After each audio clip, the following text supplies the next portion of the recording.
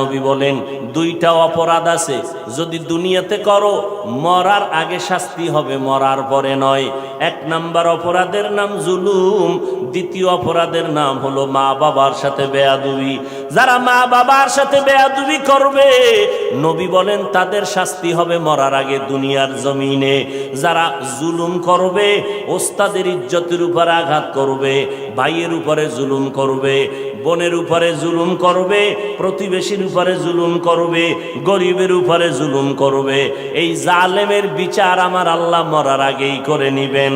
ও আল্লাহর বান্দারা, মা যখন কথাটা বলেই ফেললেন আসমানে কবুল হয়ে গেল, কি বরদোয়া করলেন? মা গেছেন, ভুলে গেছেন?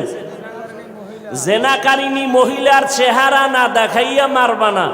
মা কিন্তু কঠিন কয় নাই, যদি কইতো জেনা না করাইয়া মারবা না তো আরো কঠিন হয়ে যাইত।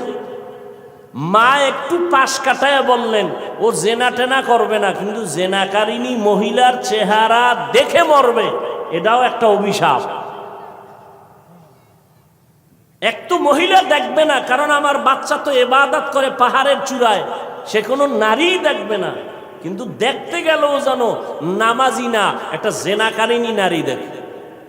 পুরা বনি ইসরাইলের মাঝে প্রশংসা, পাহাড়ের চূড়ায় আল্লাহর বান্দা এত পরিমাণ ইবাদত করে যে তার ইবাদত আল্লাহর প্রতি এতটা অগাধ বিশ্বাস, পৃথিবীর কেউ তাকে আল্লাহর থেকে বিন্দু পিছপা ঘটাতে পারবে না, গাফেল করতে পারবে না।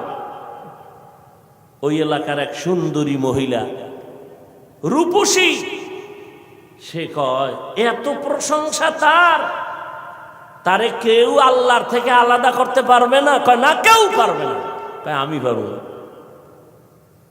সুন্দরী মেয়ে বলে আমি পারব।